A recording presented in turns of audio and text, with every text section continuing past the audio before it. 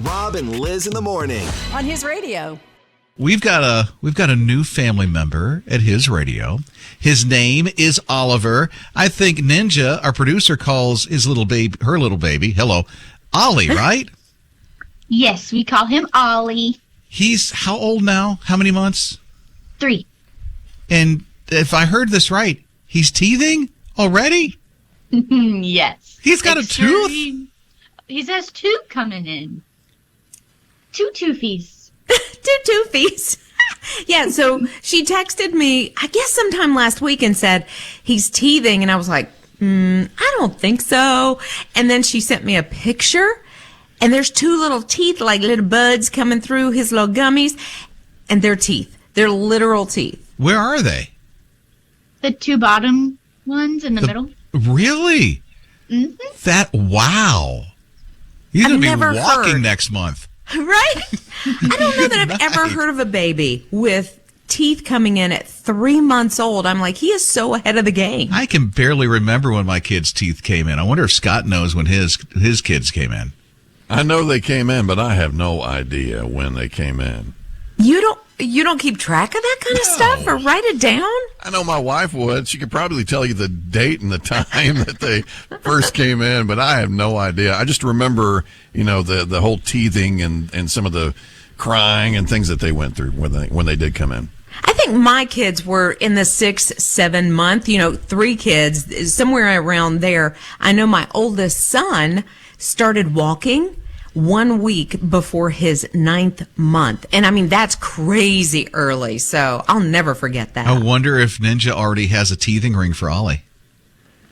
I do, but he hasn't quite gotten the concept of put toy in mouth yet. And so I have to kind of hold it there. Yeah, put it right there. Freeze it? Well, in the refrigerator. Get it cold, yeah. I do remember those. We did do that. Yeah, we had the teething rings that we would keep cold, some in the freezer, some in the fridge. So I do remember those. Good morning, His Radio. I just wanted to give my knowledge that I have. Babies can actually be born with teeth starting to come through. So 3 months for baby Ollie is pretty normal for a teething age. I think both my kids started about 4 or 5 months with teething. Really? Huh. I guess I forgot. I've never heard of a baby born with teeth before. I just have a mental picture, though, of a baby being born and just all these choppers out there. Hello. Hello, world. Here's another open mic for the My HISRadio app. So look into something called Epstein's pearls. They're more common in younger babies, and they can look like teeth, but they're actually not. PA here. Happy PA week to all my colleagues that are making a difference in so many lives all across the world.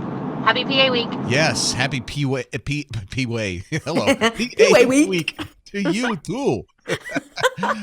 What'd she call them? Epstein pearls? Epstein pearls. And, of course, I got to figure out what that is. And it is. It's like little, I guess, little bumps almost. But I think for Ollie, I honestly do think they're teeth because they're not in the right place, I guess, for Epstein pearls. But I'm not a PA. She is the authority. She's the professional. Rob and Liz in the morning on His Radio. I don't know if you know where Little Switzerland is, but it's between Black Mountain and Boone. And so you almost travel close to Little Switzerland before you get to Grandfather's Mountain and Boone. I'd say maybe 30 minutes away as the crow flies. So when the storm comes just over, a week ago now, and it's barreling through western North Carolina like it was, there are 2 inns that are in Switzerland. There's the Alpine Inn and there's the Little Switzerland Inn. And the Alpine Inn, it's like historic. It was built in 1929, and 3 years ago, a couple of guys went in together and they thought, let's buy it. And so here's their American dream, and they own this quaint little inn in Little Switzerland. As you can imagine, the storm just destroyed that place completely. But they were living in it. And so them and then 5 other people that were staying in that inn, the Alpine Inn, as the storm coming is gone. They are literally a mile and a half away from the Switzerland Inn, which is okay. It survives the storm, but in the middle of the storm, these guys are getting around power lines. They're climbing through mud. They're on their hands and knees. It was horrific going through the storm to get refuge in the Switzerland Inn, which that inn survived. And many people went there in little Switzerland in North Carolina to have a place of refuge. And it's there and it's strong.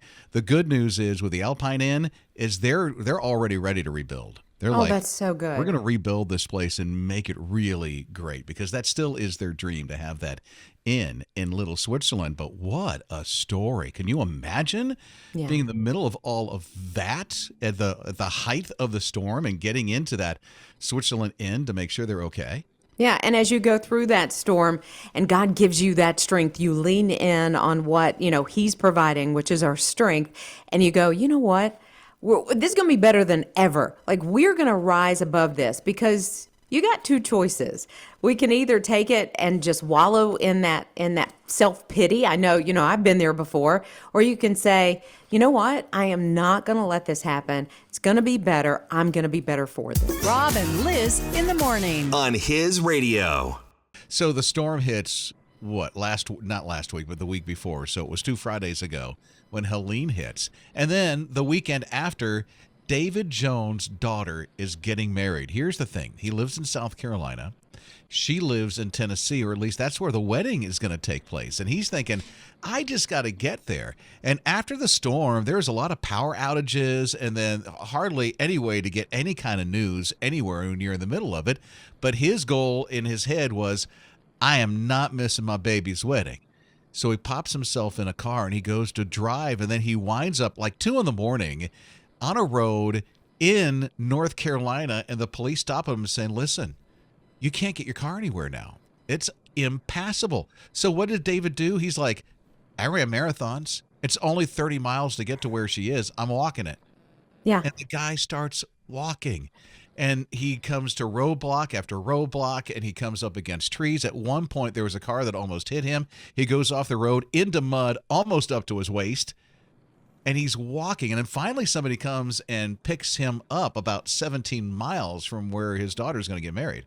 Yeah, but then they can only make it so far, and so they have to go, guy, like, we can't go any farther. He's like, okay, just let me out. He grabs one of these road reflectors, and as there are cars or emergency vehicles, he kind of shines that so that they don't hit him. So he's walking. Thankfully, when he got out of his car, he grabbed a backpack, and he threw like some underwear and some socks and his shaving kit, because, he was on his way to a wedding. So he takes off with the backpack, and he gets there in the nick of time, gets changed, and he is able to walk his baby girl down the aisle. Here's the thing, too. She does not know any of this happened until it was the reception. Yeah, and then he's like, so got a little funny story to tell you. Here's how I got here. Now, here's my question, because I haven't been able to find it anywhere. Elizabeth, who is his daughter, her mom, right? David's wife. I don't know if she made it to the wedding or not. I can't find that. So I got to know, did Mama make it to the wedding? That's a really good point. Maybe she was already there. I'm hoping help so. out all that stuff, and he had to work, or he stayed behind because of the storm. And that is a very good question. Yeah, I Did don't know. Mrs. Jones make it? We've got to find out the answer. If you know, let us know. Rob and Lizz in the morning. On His Radio. I don't know if you've been getting into the Savannah Bananas or not, but man, they have gotten huge. Like the Harlem Globetrotters are to basketball, Savannah Bananas are to baseball. And now they're getting ready to do this tour. And one of the stops they're going to do next year in 2025 is literally University Memorial Stadium, Clemson University's Memorial Stadium. We're talking a football stadium. They even have, a lottery on tickets. So it's kind of get your name in there and hopefully you can go. Yeah, it's the weirdest thing. Like, you get in the lottery for a chance to purchase tickets. So it's not like you're winning tickets. You just get the chance to buy them. And so it's going to be the Bananas and the Party Animals. Now, this sounds like a game I want to see. It's going to be fun. I Yeah. mean, it's very, very entertaining. They do a great job keeps you going. It makes you laugh. It's a lot of fun. There's a lot of skill.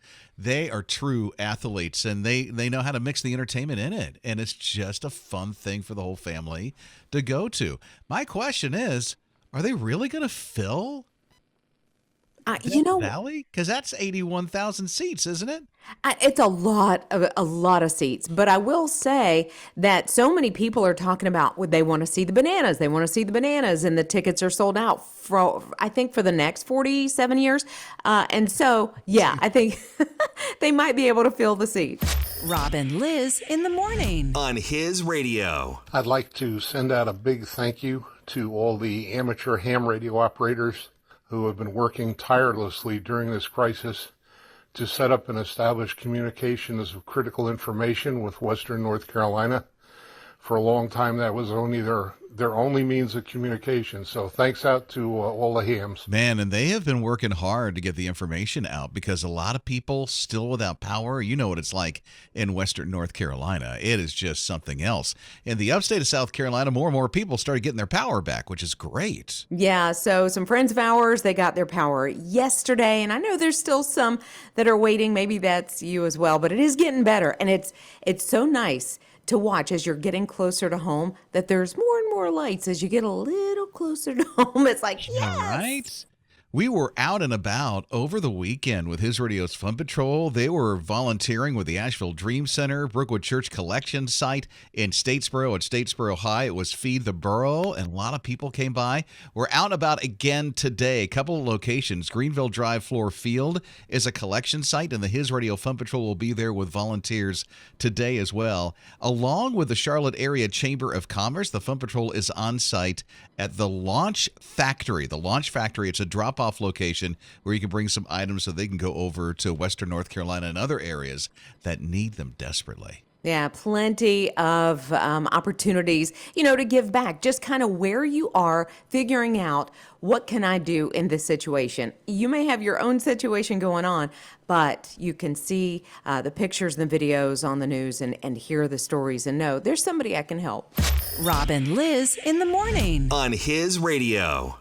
I don't know if you've seen it yet or not, come across your feed, but when I was scrolling and I was watching, all of a sudden this dude on Fox Weather, I think his name was Bob, doing a live weather report, and the flood was just rising, and he hears this lady screaming off in the distance. She's stuck in her car, and the water's rising all the way up the door. This dude, live on Fox Weather, he just walks over to her. The water's up to his chest, gets her out of the car, and carries her to safety. The weather dude saved her life. Yes, he absolutely did. I mean, he's in the middle of doing something and he's like, guys, I'll be right back kind of thing. And he walks off and you can hear her screaming behind him at first. And you see him sort of look around like, what's happening? And then he goes over and saves her life. I mean, it doesn't get any better than that. Somebody seeing what's happening in the moment and jumping into action. He wasn't even thinking of himself. And here he is live on national TV doing the weather stuff, live on TV, and drops everything that he's doing to help her out because she's stuck in the floodwaters of Helene. And I think this was like in Atlanta. So it was in the city, and it wasn't even as drastically hit hard like some other areas, but the flood was happening. That was a big flash flood in the moment, and the guy saves her. A weather guy. How amazing is that? Yeah, and it also lets you know just how big that storm, Hurricane Helene, was, that it reached so many people from Florida, Western North Carolina, Georgia, Tennessee, and beyond. Hey, listen, if you are looking for some resources and are looking for some places that you can even volunteer and help, just go to the website. We have all those resources for you right there. That's at hisradio.com. Rob and Lizz in the morning on uplifting and encouraging His Radio. There is a meteor shower, and here's the thing. We still have some people, obviously, that don't have power, and I try to look at the bright side of things like this. Like when our power was out for 9 days, I would walk outside and go, look how bright the stars are. I can actually see the stars, and they were absolutely stunning. Well, we have a meteor shower coming in, and it looks like the peak is tonight, and it looks like tomorrow night as well in the past, you've been able to see like 600 meteors or shooting stars in an hour, which is crazy. It's usually like in the middle of the night, isn't it? It is usually like the peak time they say is like 2 to 4 a.m. So if you need to get up, but you can sometimes catch some like as soon as it gets dark, 10, 11, and then as you're getting up in the morning. So it's called the Draconoid. I don't even know if I'm saying that right. Meteor shower. It sounds like she said Dracula. A little bit. Draconoid I know. meteor shower. I hear it is going to be spectacular in places where you can really see it. And Liz is right. When the power was completely off everywhere, I remember taking the garbage out and I looked up in the sky when my power was out and I went, wow, look how brilliant all the stars are. I had no idea. I remember visiting like places in Michigan where my wife has family and they're out in the middle of nowhere and the stars are just so beautiful and brilliant when you can see it like that. Right, because, you know, when you have city lights and it just lights up the sky, it keeps us from seeing God's handiwork, you know, his artwork that is on display. So if you get an opportunity, maybe check it out. Rob and Liz in the morning on uplifting and encouraging his radio. Hey, there is a classic that is returning, and while it's no longer on network TV like it used to be, where you can tune in on a Friday night with the whole family and watch something, everything's streamed, right? But Apple Plus have bought the rights, and now they have, you know, all the Charlie Brown stuff. So the great Pumpkin Charlie Brown and the Charlie Brown Thanksgiving and the Charlie Brown Christmas all belong to Apple Plus, or at least the streaming rights to it. And so what they've done in years past, and they're going to do it again this year, is take a couple of weekends and stream the stuff for free, which is good, which I think Scott is happy about. I am. I don't have an Apple Plus subscription, and we've got these DVDs, right, of all these Charlie Brown movies. Problem is, we've gotten to the point where we open the case to some of these movies, and the disc is gone.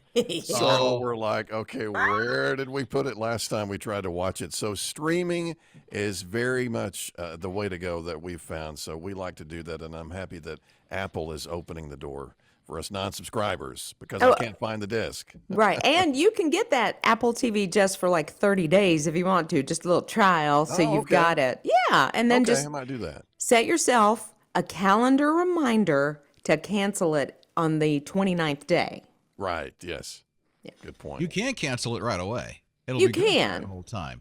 But here's the thing. If you want to see it for free on Apple Plus, the Great Pumpkin is going to be next weekend, the 19th and 20th. So it's Saturday, Sunday. And then the Thanksgiving one is going to be the weekend before Thanksgiving.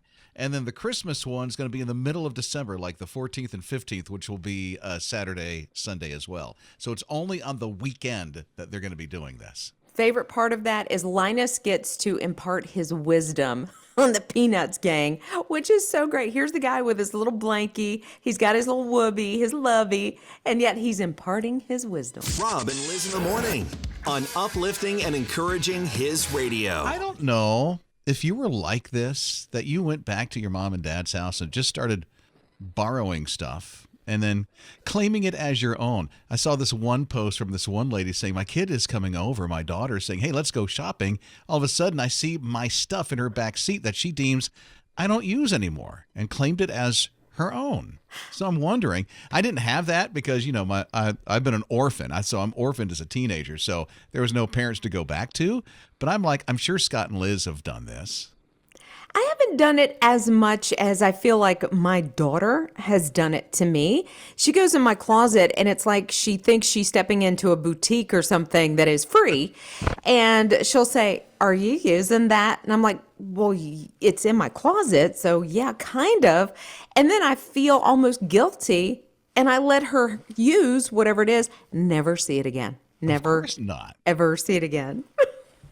I see that from my daughter. My daughter was home from college, you know, this past week because of the storm. And she and my wife will do that with certain things. And my wife will be like, you know, my daughter, Saray, have you seen this and that? Oh, yeah. And she'll go to her room and get it. It's just like, you know, back and forth. They use the same, you know, makeup or whatever it is, lotions. And it's not in one room, it's in the other. Usually in my daughter's room, yeah. Oh, yeah. My daughter tries to take my perfume. And I'm like, but that's mine. Like, you know, Come on, let me have something. So as Liz says, take, I'm curious, is it like to keep and bring home or just use at the house when she's there? Now, if she wants to use it there, that is fine. But I have many, many bags. In fact, I was over there doing my laundry because the power was out. So her house, she had power. I'm doing the laundry and she has this bag and she tells her husband, hey, go get my bag for me. And I said, whose bag? Whose bag is that? Because it was mine. She's had it 6 years. 6 years she's had that bag. When you say bag, is this a purse? It's more like a crossbody that you take when you travel because she went on a year-long mission trip and I let her borrow it then, before she was married, before she had children. So she's had it ever since. Of course, she claims it as her own. It's hers now. Well, I guess so. You know, I have no statute of limitations is up. As soon as things walk out the house, it's theirs. Bye-bye. Good morning, His Radio. I was laughing at the conversation of your daughters or teenagers stealing your stuff because I am guilty as charged. I did that with my mom. Sometimes it was her makeup, mainly her foundation, mascara, but I definitely took her earrings and jewelry. We both had the same taste, and I stole it all the time, sometimes even without asking. Oops! But she always got it back. Y'all have a great morning, and keep on the good work. I love you guys.